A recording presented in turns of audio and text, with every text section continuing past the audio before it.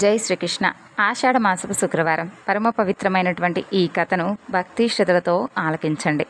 నా పూర్వం ఒక బ్రాహ్మణుడు ఉండేవాడు. ఆ బ్రాహ్మణుడికి 7 కొడుకులు ఉండేవారు. అయితే వారందరికీ కూడా ఆ బ్రాహ్మణుడు వివాహం జరిపిస్తాడు.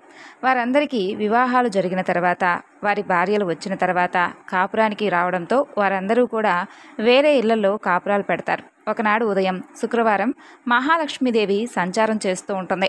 అలా సంచారం చేస్తూ చేస్తూ ఆ బ్రాహ్మణుడి కోడళ్ళ ఇళ్లకు వెళ్తుంది. అయితే అలా వెళ్ళగా మొట్టమొదట ఒక కోడలి ఇంటికి వెళ్తుంది. అలా వెళ్ళగా పిల్లలకు భోజనం పెడుతూ తాను కూడా తింటూ కనిపిస్తుంది అమ్మవారికి. అమ్మవారు అక్కడి నుండి వేరొక కోడలింటికి వెళ్తుంది. ఆమె చూస్తే పాచి వాకిలిలో పేడ వేసుకొని ఎదురుగా కూర్చొని చూస్తూ ఉంటుంది. ఇక లాభం లేదని అక్కడి నుండి వేరొక కోడలింటికి వెళ్తుంది. పాత గుడ్డలను కుట్టుకుంటూ కనిపిస్తుంది ఒక కోడలు. మరొక కోడలు ఇంటికి వెళ్తుంది. పాచి వాకిలిలో ఒడ్లు వేసుకొని దంచుకుంటూ కూర్చుంటుంది ఆమె. ఇక లాభం లేదనుకుని మరో కోడలు కటిక ఎందే తలదూకుంటూ కనిపిస్తుంది అమ్మవారికి. ఇక వేరే కోడలైతే పాచివాకిలి ఎందే పిల్లలకు తలంటి తాను కూడా తలంటుకుంటూ కనిపిస్తుంది. ఈ విధంగా 6 కోడళ్ళు ఆ విధంగా చేయడం చూసి అమ్మవారు వారి ఇళ్లలోకి వెళ్లకుండా పెద్ద కోడలు ఇంటికి వెళ్తుంది.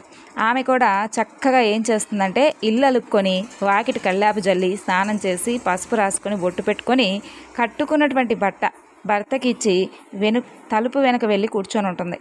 అక్కడ శుభ్రతకు మెచ్చుకొని శుక్రవారపు మహాలక్ష్మీదేవి అరుకు మీద కూర్చొని అమ్మాయి ఒక్కసారి బయటకు వస్తావా అని పిలుస్తుంది.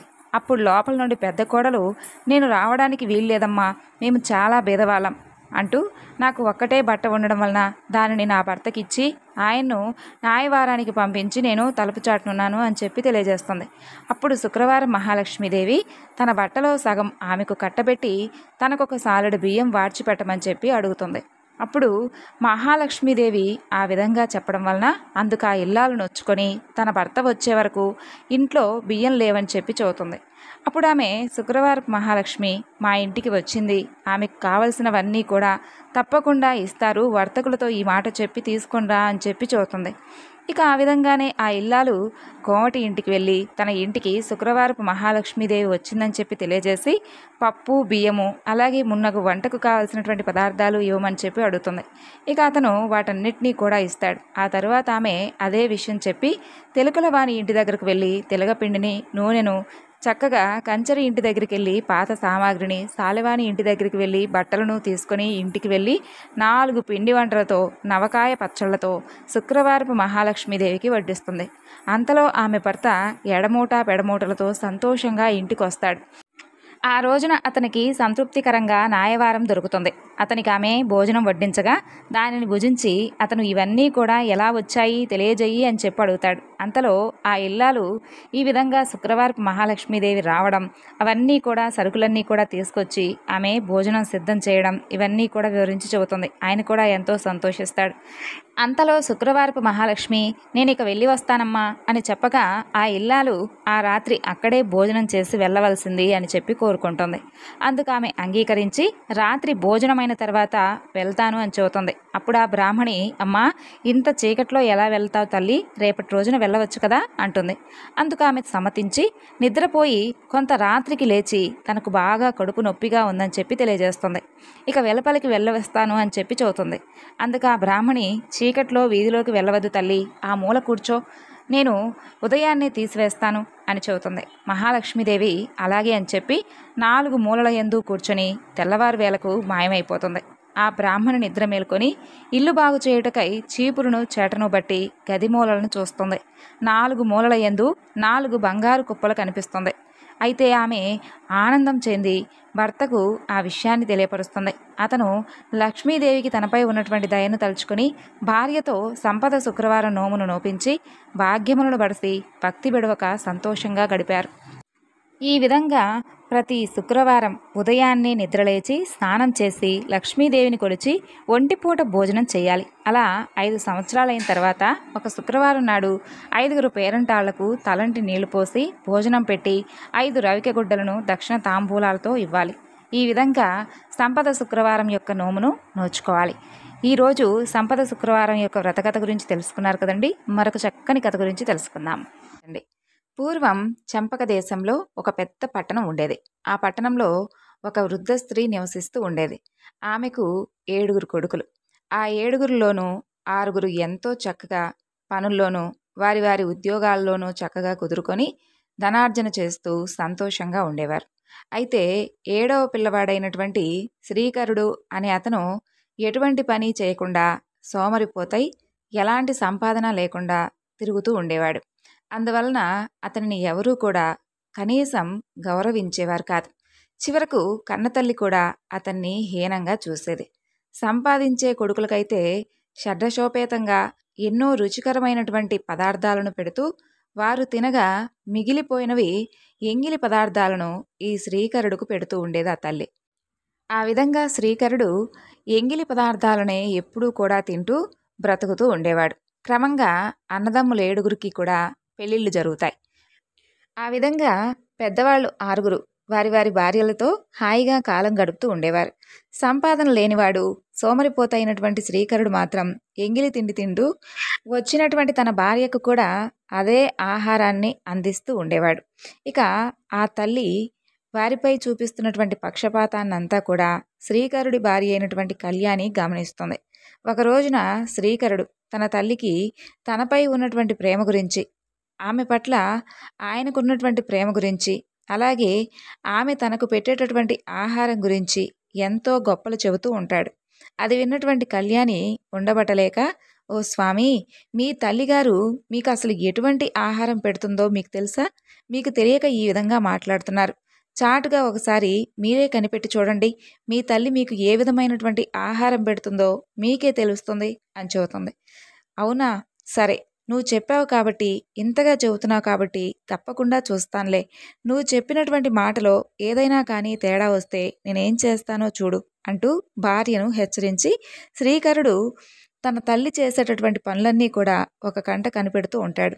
అలా ఒక రోజున పెద్ద కొడుకులు 6 కూడా ధనార్జన చేసి ఇంటికి రాగానే ఆ యొక్క తల్లి వారందరికీ కూడా మధురమైనటువంటి మిఠాయిలను, అలాగే వగైరా పిండి పదార్థాలను చేసి పెడుతుంది. ఇక శ్రీకరుణ్ణి ఆ సమయంలో పిలవదు. శ్రీకరుడు కూడా చాటుగా అన్నీ కనిపెడుతూ ఉంటాడు. పెద్ద కొడుకులు అలాగే కోడళ్ళు మొత్తం 12 మంది కూడా భోజనాలు చేసి వెళ్ళాక వాళ్ళు విస్తరలో పారేసినటువంటి పదార్థాలు ఏరిపారేసి వాటన్నిటినీ కూడా ఒక గిన్నెలో తీసి ఒక విస్తరలో పెడుతుంది. తర్వాత ఏమీ తెలియని దానిలాగా శ్రీకరుడి దగ్గరకు వెళ్ళి, నాయనా, మీ అన్నయ్యలు వదినలు భోజనం చేసి వెళ్ళారు. ఇక నువ్వు మీ ఆవిడ మాత్రమే మిగిలారు. వచ్చి తినండి నాయనా అంటూ పిలుస్తుంది. శ్రీకరుడు విస్తర దగ్గరకు వెళ్ళి అందులో ఉన్నటువంటి పదార్థాలన్నీ కూడా తన అన్నలు వదినలు తిని వదిలేసినవే అని చెప్పి తెలుసుకుంటాడు. ఇక అందుకు అతను ఎంతో బాధపడతాడు. తనకు తన భార్యకు ఆ పూట ఆకలిగా లేదని చెప్పి వచ్చేస్తాడు. ఇక ఆ రాత్రి శ్రీకరుడు తన భార్య దగ్గర చాలా బాధపడతాడు. కళ్యాణి కూడా అతన్ని ఓదారుస్తుంది. ఓ ప్రాణేశ్వర, ధనం మూలం ఇదం జగత్. డబ్బులు లేకపోతే అందరూ కూడా ఇలాగే చూస్తారు. అన్నింటికీ మూలం ధనం. ఇది మీరు సంపాదనా పరులైతే మనకు అసలు ఇలాంటి పరిస్థితి వచ్చేది కాదు. మన పరిస్థితి మరోలా ఉండేది అంటూ హితవు చెబుతుంది. ఆ విధంగా శ్రీకరుడికి భార్య మాటలు కాస్త ఆలోచింపచేసే విధంగా ఉంటాయి. ఇక తక్షణమే ధనార్జన కోసమై ఏదో ఒక విధంగా కృషి చేయాలనుకుంటాడు. మరునాడు ఉదయమే తల్లి దగ్గరకు వెళ్ళి, అమ్మా, నేను డబ్బు సంపాదించాలనుకుంటున్నాను. అందుకోసమై పరాయి దేశాలకు వెళ్ళాలని అనుకుంటున్నాను అని చెబుతాడు. చాలా మంచిది నాయనా, వెంటనే వెళ్ళిపో అంటుంది శ్రీకరుడు తల్లి. ఇక మరలా భార్య దగ్గరకు వస్తాడు. అప్పుడామె పిడకలు చేయడానికై పెరట్లో పేడ నలుపుతూ ఉంటుంది. చూడు కళ్యాణి, నేను వచ్చే వరకు నువ్వు ఇక్కడ జాగ్రత్తగా ఉండు అని చెప్పి తన చేతికి ఉన్నటువంటి ఉంగరాన్ని ఆమె చేతికిచ్చి, నా గుర్తుగా ఇది నీ దగ్గర ఉంచుకో అని చెప్పి, మరి నీ గుర్తుగా నాకేమిస్తావు, ఏమి ఇవ్వవా అని అడుగుతాడు.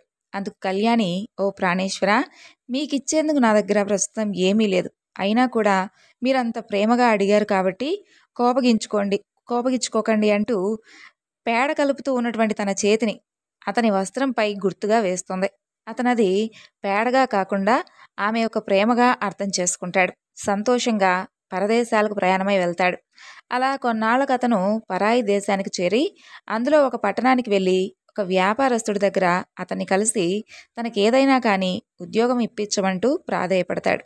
అప్పుడు ఆ వ్యాపారి అతనికి శ్రీకరును చూసి మనసు కరిగి, జాగ్రత్తగా ఉండాలి సుమా, తప్పకుండా నీకైతే నేను ఏదో ఒక పని అయితే ఇస్తానంటూ ఒక పనిని కల్పించి హెచ్చరించి శ్రీకరుడికి అక్కడే ఒక పనినిచ్చి శ్రీకరుడు ఆ పనిని చక్కగా చేసే విధంగా అన్ని విధాలుగా సహాయం కూడా చేస్తాడు. ఇక ఆ విధంగా శ్రీకరుడు కూడా ఎంతో నమ్మకంగా తన పని తను చేసుకుంటూ ఉండేవాడు.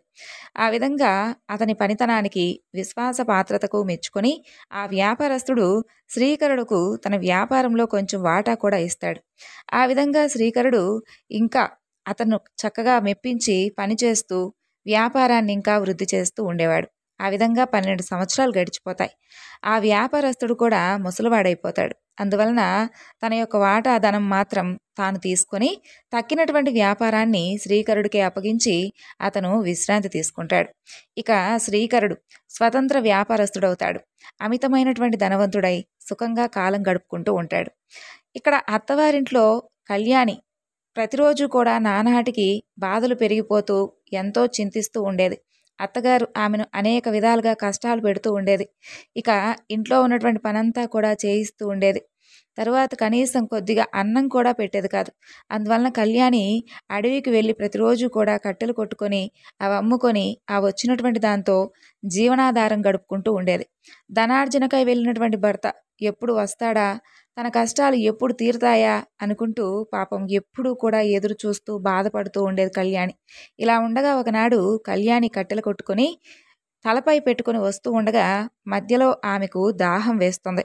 తర్వాత అక్కడ ఉన్నటువంటి చేరువ గ్రామానికి వచ్చేసరికి ఓపిక మొత్తం నశించిపోతుంది. ఇక ఏదో ఏదో ఒక విధంగా ఓపికతో అలా నడుస్తూ ఉంటుంది. ఆ గ్రామంలోకి రాగానే ఒకరింటికి వెళ్ళి మంచినీళ్ళు అడగబోయినటువంటి ఆ సమయంలో ఆ ఇంటివారు సంతోషిమాత వ్రతం చేసుకుంటూ ఉంటారు. ఆ యొక్క వ్రతమహిమ చూస్తూ ఆమె దాహం కూడా మర్చిపోయి ఆ పూజ మొత్తం కూడా పూర్తయిన దాకా అక్కడే ఉండి చక్కగా కథ చెప్పేంత వరకు విని ప్రసాదం కూడా తీసుకుంటుంది. ఇక తనకు కూడా ఆ వ్రతం చేసుకోవాలని చెప్పి కోరిక కలుగుతుంది. ఆ యొక్క వ్రత విధానం అంతా కూడా వారిని అడిగి తెలుసుకుంటుంది. అందుకు ఆ ఇల్లాలు కళ్యాణిని చూసి, ఓ సౌభాగ్యవతి, ఇది సంతోషిమాత వ్రతం. దీనిని ప్రతి శుక్రవారం నాడు భక్తి శ్రద్ధలతో చెయ్యాలి.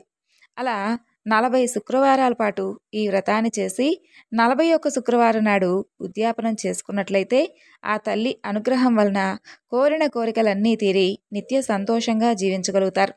ఈ వ్రతం చేసిన వారు తప్పకుండా శుక్రవారం నాడు పులుపు పదార్థాన్ని మాత్రం తినకూడదంటూ నియమాలను అలాగే ఉద్యాపన విధానాన్ని తెలియజేస్తుంది. ఇక కళ్యాణి ఆ విషయాలన్నింటినీ కూడా పూర్తిగా అర్థం చేసుకొని మనసులోనే అమ్మవారికి నమస్కరించుకొని కట్టెలు అమ్ముకోవడానికై బయలుదేరుతుంది. అలా వెళుతూ ఉండగా మార్గ మధ్యంలో ఒక భాగ్యవంతురాలైనటువంటి ఒక స్త్రీ పిలిచి ఆ కట్టెల మోపును కొనుక్కొని ఆమెకు కొంత ధనం అందిస్తుంది. అది చూసినటువంటి కళ్యాణి ఎంతో సంతోషంతో అదే రోజు సంతోషిమాత పూజ జరుపుకోవాలని చెప్పి నిర్ణయించుకొని ఆ ధనంతో అమ్మవారికి కావలసినటువంటి పూజా ద్రవ్యాలన్నీ కూడా తీసుకొని బయలుదేరుతుంది. ఇక మార్గ మధ్యంలో ఆ ధనంతో అమ్మవారికి కావలసినటువంటి పూజా ద్రవ్యాలన్నింటినీ కూడా తీసుకొని బయలుదేరుతుంది. ఆమెకు మార్గ మధ్యంలో అలా వెళ్తూ ఉండగా ఒక దేవాలయం కనిపిస్తుంది. అక్కడ ఉన్నవారిని ఆ దేవాలయం ఏ దైవానిది అని అడుగుతుంది. అక్కడ వారది సంతోషిమాత దేవాలయం అమ్మా అని చెబుతారు.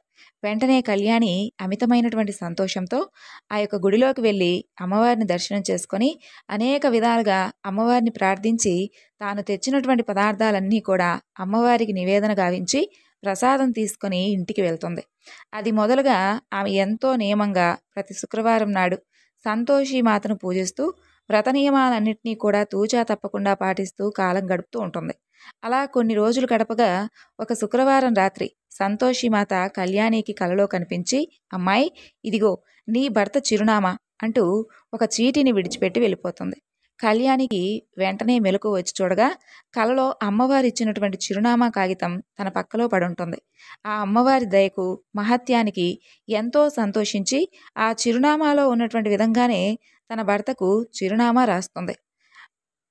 ఆ విధంగా కళ్యాణి ఉత్తరం రాసిన తర్వాత అనతి కాలంలోనే శ్రీకరుడి వద్ద నుండి ఆమెకు కొంచెం ధనం అలాగే ఉత్తరం వస్తుంది.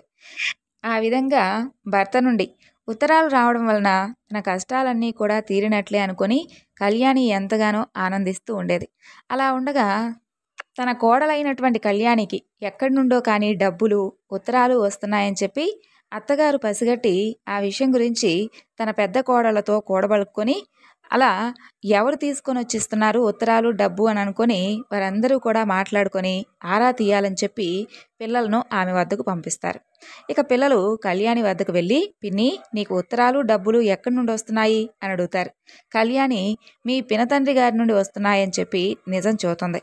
అమాయకులైనటువంటి ఆ పిల్లలు తమ తల్లుల వద్దకు వెళ్ళి కళ్యాణి చెప్పినటువంటి సంగతి గురించి వివరిస్తారు. ఇక పిల్లల అల్లరి ఆనందం చూశాక తమకు కూడా బిడ్డలుంటే ఎంత బాగుండో అనుకుంటుంది కళ్యాణి. అలా ఒకనాడు గుడికి వెళ్ళి అమ్మవారి దర్శనం చేసుకొని, నన్ను కటిక దరిద్రం నుండి తప్పించావు తల్లి, నీ దయ వలన ప్రస్తుతం నేను సుఖంగానే ఉన్నాను. కానీ స్త్రీకి మాతృత్వమే కదా అమ్మ ప్రధానం. కానీ నాకు పిల్లలు లేరు. కాబట్టి తల్లి, ఏదో ఒక విధంగా నన్ను నా భర్తను తప్పకుండా ఒకటి చెయ్యమ్మా, మా కాపురాన్ని నిలబెట్టు, నాకు కడుపు పండేలా చేయి తల్లి అంటూ మరీ మరీ ప్రార్థిస్తుంది. ఆ భక్తురాలి యొక్క ధర్మబద్ధమైనటువంటి కోరికను నెరవేర్చేందుకై సంతోషిమాత ఒకనాటి రాత్రి శ్రీకరుడకు ఒక ముత్తైదువ రూపంలో కలలో కనిపించి, ఓ శ్రీకరుడా, నీవు వివాహితుడవు, నీకు యోగ్యురాలైనటువంటి భార్య ఉంది. నీ యొక్క భార్యను నీ స్వగృహమునందు విడిచి వచ్చావని చెప్పి మర్చిపోయావా? ధన సంపాదన ఒకటే జీవితం కాదు. ఈ విధంగా ధన సంపాదన ఒకటే అనుకుని కాలం గడుపుతూ ఉన్నావు. ఇలా వివాహం చేసుకుని ఎంతకాలం అయిపోయిందో తెలుసా నీకు? వివాహం చేసుకున్నటువంటి నీ భార్య అక్కడ ఎన్ని కష్టాలు పడుతుందో తెలుసా? చిలకా గోరింక వలె చక్కగా కాపురం చేసుకోకుండా ఆ పిల్లకు ఏమాత్రం కూడా సంతోషం లేకుండా చేస్తున్నావు. కాబట్టి నీవు వెంటనే నీ గ్రామానికై ప్రయాణం కమ్ము. ఆమెను కూడా సుఖంగా సంతోషంగా ఉంచాలని ప్రయత్నం చెయ్యి. మీ ఇద్దరూ కలిసి సంతోషంగా సంసారం చేసుకోవాలి. నేను చెప్పినట్లు గనక నువ్వు చేయకపోతే, నా మాటను కనుక తృణీకరిస్తే నా ఆగ్రహానికి గురవుతావు సుమా అంటూ హెచ్చరిస్తుంది. దాంతో శ్రీకరుడు ఉలిక్కిపడి నిద్రలేచి, కలలో కనిపించిందెవరా, అసలు ఏ దేవత అని ఆలోచిస్తూ చేతులు జోడించి అమ్మవారిని ప్రార్థించి, తల్లి, నీకన్నీ తెలుసు కదమ్మా, మరి అన్నీ తెలిసినటువంటి అమ్మవు, నా కష్టాలు మాత్రం నీకు తెలియవా తల్లి? ఈ వ్యాపారంలో ఏర్పడినటువంటి ఇబ్బందుల వలన ఇంతకాలం నేను ఎక్కడికి కూడా కాలు కదపలేకపోతున్నాను. నా మీద దయ ఉంచి నా యొక్క చిక్కులు అన్నీ కూడా త్వరగా తొలగిస్తే తప్పకుండా నేను నా గ్రామానికి బయలుదేరుతానమ్మా. ఈ భారమంతా కూడా నీదే తల్లి అంటూ మొక్కుకుంటాడు. అతని మొర విన్నటువంటి ఆ తల్లి అతన్ని కరుణిస్తుంది. ఆమె అనుగ్రహం వలన వ్యాపారంలో ఏర్పడినటువంటి ఇబ్బందులన్నీ కూడా ఇట్టే తొలగిపోతాయి. రావాల్సినటువంటి సొమ్మంతా కూడా చేతికి వస్తుంది. ఆ ధనమంతా కూడా మూటగట్టుకొని అమ్మవారికి నమస్కరించుకొని తన భార్య వద్దకు ప్రయాణమవుతాడు శ్రీకరుడు. ఇక శ్రీకరుడు బయలుదేరగానే అమ్మవారు కళ్యాణికి కలలో కనిపించి, అమ్మాయి, నీ భర్త నీ కోసం బయలుదేరి వస్తున్నాడు. సరిగ్గా నీ భర్త వచ్చే రోజున నువ్వు నీ కట్టెల మోపును 3 భాగాలుగా చేసి, ఒకటి నదీ తీరమున, మరొకటి నా దేవాలయంలో పెట్టు. మూడవది నీ తలపై పెట్టుకొని నీ భర్త నీ ఇంటి వద్దకు రాగానే అతనికి వినపడే విధంగా మీ అత్తగారితో, ఓ అత్త, నా పొట్టు రొట్టెలు నాకు పెట్టు, బాగా ఆకలిగా ఉంది. నా చిప్ప నీళ్లు నాకివ్వు, బాగా దాహంగా ఉంది. త్వరగా వచ్చి ఇదిగో ఈ కట్టెల మోపును దించు, నాకు బాగా మెడ నొప్పిగా ఉంది అంటూ పెద్దగా కేకలు పెట్టు అని చెప్పి అమ్మవారు కలలోనే మాయమైపోతుంది. ఇక శ్రీకరుడు అలా బయలుదేరి వస్తూ వస్తూ నదీ తీరానికి చేరుకోగానే అక్కడ చాలా విపరీతమైనటువంటి చలి వేస్తుంది. ఆ చలిలో అతనికి తన భార్య గుర్తుకొస్తుంది. అంతలో అక్కడ కళ్యాణి విడిచిపెట్టినటువంటి కట్టెల మోపు శ్రీకరుడికి కనిపిస్తుంది. శ్రీకరుడు ఆ కట్టెలను చూసుకొని చాలా సంతోషించి చక్కగా ఆ కట్టెలతో మంట వేసుకుని చలిపోగొట్టుకుంటాడు. అక్కడ నుండి తన పట్టణానికి బయలుదేరుతాడు. మరలా మార్గమధ్యంలో అతనికి బాగా ఆకలి వేస్తుంది. అక్కడ ఉన్నటువంటి సంతోషిమాత ఆలయం కనిపిస్తుంది శ్రీకరుడికి. ఇక అక్కడ కళ్యాణి విడిచి వెళ్ళినటువంటి 2వ కట్టెల మోపు శ్రీకరుడికి కనిపిస్తుంది. శ్రీకరుడు ఎంతో సంతోషించి ఆ కట్టెలతో వంట చేసుకొని భోజనం చేసుకుంటాడు.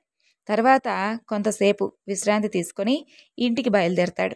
ఇక శ్రీకరుడు గుమ్మం వద్దకు వచ్చేసరికి కళ్యాణి కట్టెల మోపుతో వచ్చి అమ్మవారు చెప్పిన విధంగానే పెద్దగా కేకలు పెడుతుంది. శ్రీకరుడు ఆమెను గుర్తిస్తాడు. ఆమె స్థితిని చూసి ఎంతో చింతిస్తాడు. ఆమె మాటలను బట్టి తన తల్లి, అన్నలు, వదినలు అందరూ కలిసి తన భార్యను ఏ విధంగా కష్టపెడుతున్నారో పూర్తిగా అర్థం చేసుకుంటాడు. ఆమెను దగ్గరకు తీసుకుని కన్నీరు తుడిచి ఆమెను ఓదారుస్తాడు. కళ్యాణిని బాధలు పెట్టినటువంటి ఆ ఇంట్లో ఇక ఉండడం ఇష్టం లేక శ్రీకరుడు వేరే కొత్త ఇల్లు కొనుక్కుంటాడు. ఇక కళ్యాణి అతను అందులోనే కాపురం పెడతారు. ప్రతి శుక్రవారం నాడు సంతోషిమాత వ్రతం చేసుకుంటూ ఆ దంపతులు ఎంతో ఆనందంగా జీవిస్తూ ఉండేవారు. అంతలో అమ్మవారి వ్రతానికి ఉద్యాపన చేయవలసినటువంటి సమయం వచ్చేస్తుంది. ఆ ఉద్యాపన ఎంతో ఘనంగా చెయ్యాలి అనుకుంటుంది కళ్యాణి. అందువలన పాత గొడవలన్నీ కూడా మర్చిపోయి అత్తగారిని, 6 తోడికోడలను కూడా ఆ యొక్క ఉద్యాపనకు పిలుచుకొని రావాలని చెప్పి నిర్ణయించుకొని వారి దగ్గరకు వెళ్ళి ఉద్యాపనకు రమ్మని చెప్పి వారందరినీ పిలుస్తుంది. అయితే తోడికోడళ్లకు, అత్తగారికి మాత్రం కళ్యాణి మీద ఉన్నటువంటి కోపం అస్సలు తగ్గదు. ఎలాగోలాగా ఆమెను కష్టపెట్టాలి అని అనుకుంటారు. ఆమె చేసేటటువంటి వ్రతానికి భంగం కలిగించాలని చెప్పి నిర్ణయించుకుంటారు. అందుకోసమని చెప్పి వాళ్ళు నియమం తప్పి కళ్యాణికి తెలియకుండా చాటుగా పులుపు పదార్థాలను వండినటువంటి ఆ వంటల్లో కలుపుతారు. అంతటితో కళ్యాణికి వ్రతభంగం జరుగుతుంది. వ్రత నియమాలను విరుద్ధంగా ఆ విధంగా పులుపు తిన్నందువలన సంతోషిమాత ఆగ్రహిస్తుంది. ఆ కారణంగా శ్రీకరుడిపై లేనిపోని అభాండాలు పడతాయి. కొంతమంది రాజభటులు వచ్చి శ్రీకరుణ్ణి బంధించి తీసుకుని వెళ్తారు. కళ్యాణి సంతోషిమాత పాదాలపై పడి ఎంతో బాధపడుతూ ఉంటుంది. తన భర్తను రక్షించమంటూ ప్రార్థిస్తుంది. పరమ కరుణామయి అయినటువంటి ఆ తల్లి కళ్యాణి నిర్దోషి కాబట్టి ఆమెను అనుగ్రహిస్తుంది. అందువలన వెంటనే శ్రీకరుడు కూడా బంధ విముక్తుడై ఇంటికి తిరిగి వస్తాడు. తిరిగి మరలా ఆ దంపతులు ఆనందంగా కాపురం చేసుకుంటూ ఉంటారు. అలా ఒకనాడు కళ్యాణిని ఆ అమ్మవారు పరీక్షించాలని చెప్పి ఒక పిచ్చి బిచ్చగత్తె వలె మారు వేషాన్ని ధరించి ఒక చేత్తో బెల్లము, ఒక చేత్తో శనగలు తింటూ నోటి వెంట విపరీతమైనటువంటి సొంగ కార్చుకుంటూ వస్తుంది. ఇక ఆమె నోటిపైన, చేతులపైన ఈగలు ముసురుతూ ఉంటాయి. ఆమె చూసేందుకు వికృత రూపంలో ఉంటుంది. అలా వికృత రూపంలో ఉన్నటువంటి ఆమె కళ్యాణి ఉన్నటువంటి వీధిలోకి వస్తుంది. వీధిలో పోయేటటువంటి పిల్లలు, ఆడుకునే పిల్లలు ఆమెను చూసి దెయ్యం దెయ్యం అంటూ పెద్దగా కేకలు వేస్తూ ఆమె పైన రాళ్ళు రువ్వుతూ ఉంటారు. ఇక పిల్లలు ఆమె మీదకు విసిరినటువంటి రాళ్ళన్నీ వెళ్ళి కళ్యాణి వాళ్ళ బావలకు, వారి తోడికోడలకు తగులుతూ ఉంటాయి. దాంతో వాళ్ళు ఏం చేయాలో అర్థం కాక విపరీతమైనటువంటి బాధకు గురవుతూ, అమ్మో ఇదెవరో మాయలారిలా ఉందే, లేదంటే దాని మీదకు విసురుతున్నటువంటి ఈ రాళ్ళన్నీ కూడా మన మీదకి ఎందుకు పడుతున్నాయి, మనకెందుకు ఈ విధంగా దెబ్బలు తగులుతున్నాయా అని ఆలోచించి భయగ్రస్తులై ఆ వీధి తలుపులు మూసివేస్తారు. అది గమనించినటువంటి సంతోషిమాత ఆ యొక్క ద్వారాలకేసి ఒక్కసారిగా చూస్తుంది. ఒక్కసారిగా ఆ యొక్క ద్వారాలన్నీ కూడా విపరీతమైనటువంటి గాలితో వచ్చినటువంటి ఆ యొక్క గాలితో ఇంటి తలుపులు కూడా ఒక్కసారిగా భల్లును తెరుచుకుంటాయి. ఇంటి మీద పెంకులు లేచిపోతాయి. ఇంట్లో వాళ్ళు ఆ గాలి విసురుకు సరిగ్గా నిలబడలేక అటూ ఇటూ తూలి పడిపోతూ ఉంటారు. ఆ దృశ్యమంతా కూడా చూసినటువంటి కళ్యాణి వెంటనే అక్కడ ఉన్నటువంటి బిచ్చగత్తె రూపంలో ఉన్నటువంటి ఆవిడను బాగా పరీక్షగా చూస్తుంది. ఆమె భిక్షగత్తె మాత్రం కాదనుకొని వచ్చింది సాక్షాత్తు సంతోషి మాతే అని చెప్పి తెలుసుకుంటుంది. వెంటనే కళ్యాణి ఆమె కాళ్ళపై పడి, అమ్మా జగన్మాత తల్లి, నీవు నా ఆరాధ్య దైవమైనటువంటి సంతోషి మాతవే, అమాయకులైనటువంటి నా బంధువులను రక్షించు తల్లి, నా పరువును కాపాడమ్మా అంటూ సవినయంగా ప్రార్థిస్తుంది. అప్పుడు అమ్మవారు శాంతించి చిరునవ్వుతో అక్కడి నుండి అదృశ్యమవుతుంది. ఆ విధంగా ఇంత జరిగినా కూడా కళ్యాణి తోడికోడలకు అమ్మవారి మీద నమ్మకం కలగలేదు. ఎలాగోలాగా శ్రీకరుణ్ణి, కళ్యాణిని సర్వనాశనం చెయ్యాలి అనేటటువంటి ఆలోచన మాత్రం వారు మానుకోలేకపోతారు. చివరకు ఒక రోజున పాలల్లో విషం కలిపి కళ్యాణికి ఇస్తారు. అమాయకురాలైనటువంటి కళ్యాణి తోడికోడలు ఇచ్చినటువంటి పాలను తాగుదామని చెప్పి అనుకుంటుంది. అంతలో అమ్మవారి దయవలన శ్రీకరుడు కళ్యాణిని పిలుస్తాడు. అందువలన ఆమె ఆ పాల పాత్రను అక్కడే ఉంచి భర్త దగ్గరకు వెళ్తుంది. అదే సమయంలో అటుగా వచ్చినటువంటి శ్రీకరుడి అన్న కొడుకు ఆకలిగా ఉందని చెప్పి అక్కడ ఉన్నటువంటి పాలన్నీ కూడా గబగబా తాగేస్తాడు. తాగిన వెంటనే ఆ పిల్లవాడు పెద్ద పెద్దగా కేకలు పెడుతూ వెంటనే నేలపై పడి చనిపోతాడు. కుర్రవాడి ఆర్తనాదాలు విని అతని తల్లి అక్కడికి వస్తుంది. కళ్యాణినే పాలల్లో విషం కలిపి తన కొడుకుకిచ్చి చంపివేసిందంటూ ఊరు వాడా వినిపించే విధంగా పెద్ద పెద్దగా అరుస్తూ కొడుకు చావుకు కళ్యాణినే అంటూ కొడుకు శవం మీద పడి పెద్ద పెద్దగా ఏడుస్తూ ఉంటుంది. అది విన్నటువంటి ప్రజలందరూ కూడా కళ్యాణి శ్రీకరుణ్ణి నానా విధాలుగా మాటలంటూ ఉంటారు. అనుకోకుండా మీద పడినటువంటి ఆ యొక్క హత్యా నేరానికి, ఆ అపనిందకు ఆ దంపతులు ఏం చేయాలో అర్థం కాక ఎంతగానో పరితపిస్తూ బాధపడుతూ ఉంటారు.